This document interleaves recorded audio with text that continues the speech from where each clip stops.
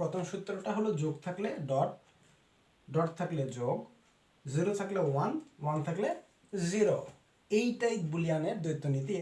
আসসালামু আলাইকুম সুপ্রিয় শিক্ষার্থীবৃন্দ, আশা করি থাম্বনেল দেখে তোমরা অলরেডি বুঝে গিয়েছো আজকের আমাদের টপিকটি কি। আজকের আমাদের টপিকটি হচ্ছে বুলিয়ানের দ্বৈত নীতি, অর্থাৎ সংখ্যা পদ্ধতির তৃতীয় চ্যাপ্টারের দ্বিতীয় যে অংশটা রয়েছে ডিজিটাল ডিভাইস, সেই ডিজিটাল ডিভাইসের একটি পার্ট দ্বৈত নীতি। খুবই ইম্পর্ট্যান্ট একটা কোশ্চেন। আমরা আগের লেকচারে দেখেছিলাম বুলিয়ান যোগ এবং বুলিয়ান গুণ কি, ঠিক আছে।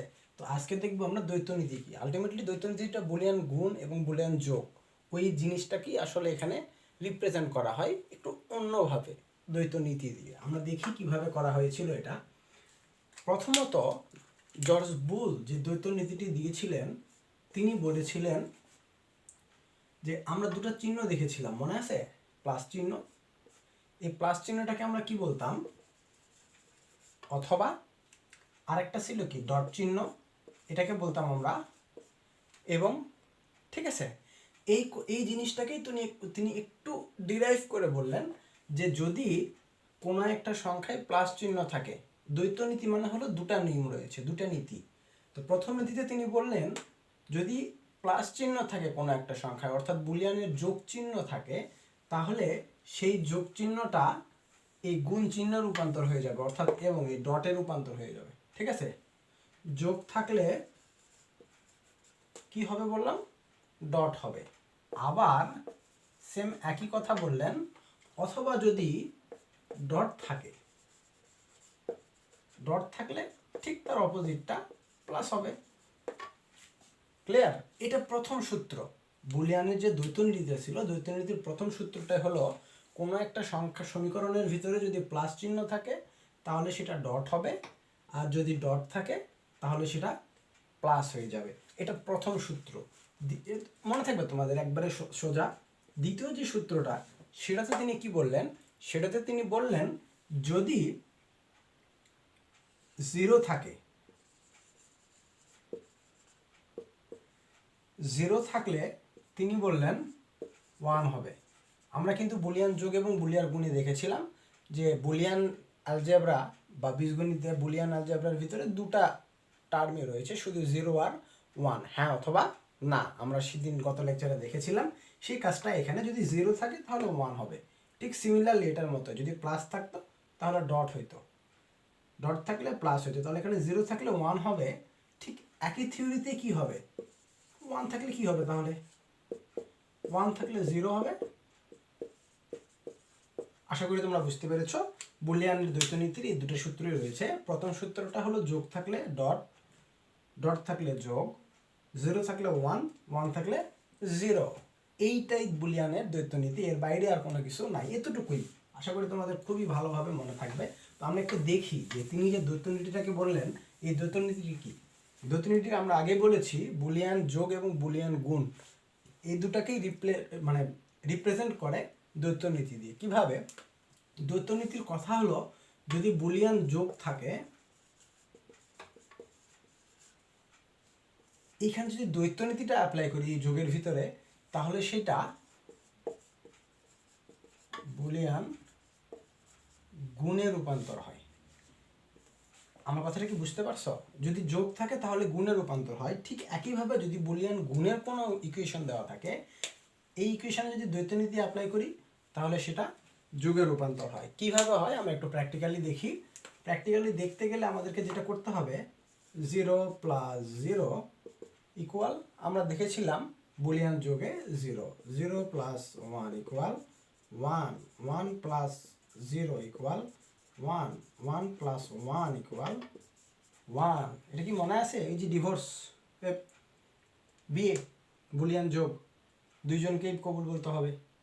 যে কোনো একজন ডিভোর্স দিলেই ডিভোর্স হয়ে যাবে যে কোনো একজন। আর বুলিয়ান গুণের ক্ষেত্রে আমরা কি করেছিলাম?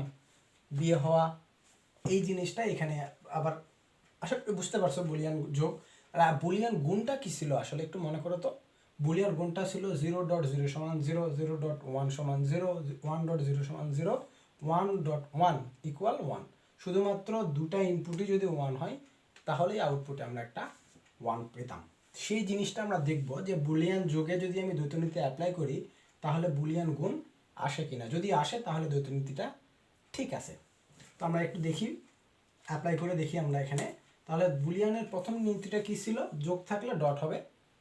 2 নম্বর নীতিটা কী ছিল, 0 থাকলে 1 হবে, 1 থাকলে 0 হবে। তাহলে এই জিনিসটা এখানে অ্যাপ্লাই করে দেখি, ওই সূত্রটা 0 জায়গায় 1 প্লাসের জায়গায় ডট, 0 জায়গায় 1 ইকুয়াল 0 জায়গায় 1, 0 জায়গায় 1 প্লাসের জায়গায় ডট, 1 এর জায়গায় 0 ইকুয়াল 1 এর জায়গায় 0।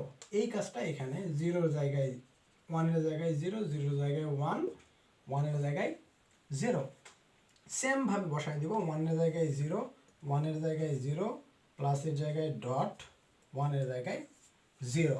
আচ্ছা আমরা একটু দেখি তো বুলিয়ান গুণের সূত্রটা কী ছিল। গুণের সূত্র ছিল যে দুটাতেই 1 হইতে হবে, বাকি সব সময় 0 থাকবে। 0.0 সমান 0, 0.1 সমান 0, 1.0 সমান 0, 1.1 সমান 1। আশা করি তোমরা এতটুকু বুঝতে পেরেছো যে হ্যাঁ এটা বুলিয়ান গুণের সূত্রকেই সে মেনে চলেছে।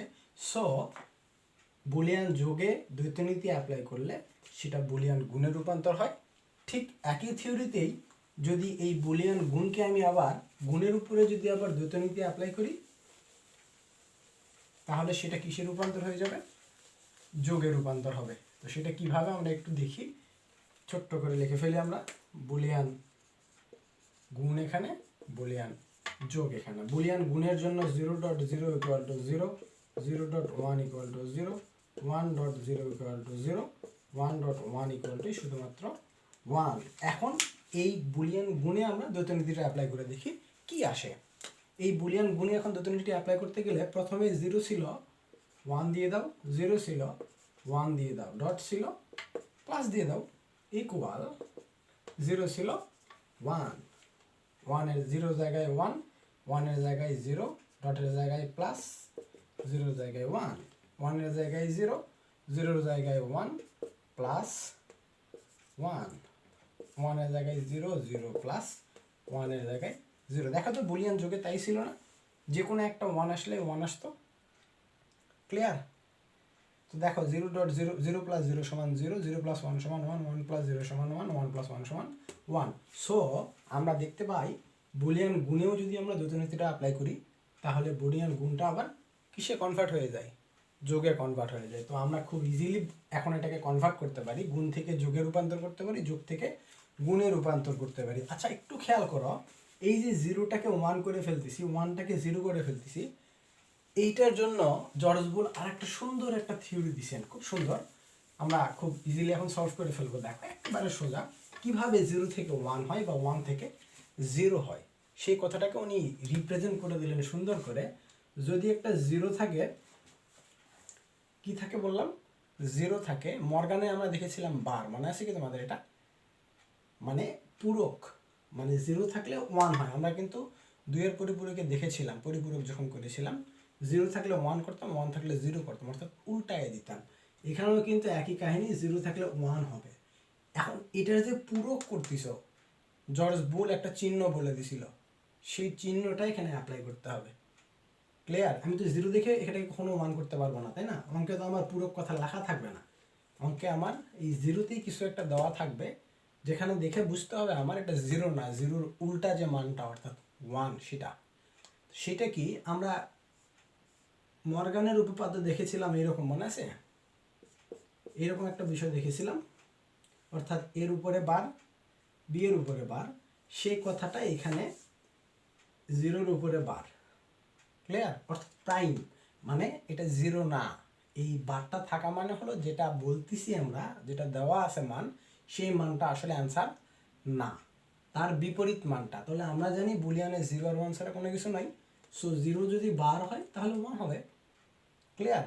আবার ঠিক একইভাবে যদি 1 এর বার হয় তাহলে কি হবে, 0 হবে। তো আশা করি তোমরা বুঝতে পারছো আজকের টপিকটি, দ্বৈত নীতিটা খুব সুন্দর করে বুঝতে পারছো আশা করি। যদি বুঝে থাকো, যদি আমাদের আজকের ক্লাসটি ভালো লেগে থাকে তাহলে অবশ্যই আমাদের চ্যানেল আইসিটি টিউটর হোম এখানে লাইক দিয়ে সাবস্ক্রাইব করে বেশি বেশি শেয়ার করবা, যেন সবাই ভালোভাবে টপিকটা বুঝতে পারে।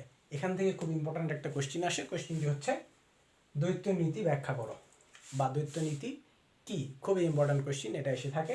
তো আশা করি তোমরা আজকের টপিকটি বুঝতে পেরেছো। থ্যাংক ইউ, তোমাদেরকে অসংখ্য ধন্যবাদ। ভালো থাকবে। আল্লাহ হাফেজ। আসসালামু আলাইকুম।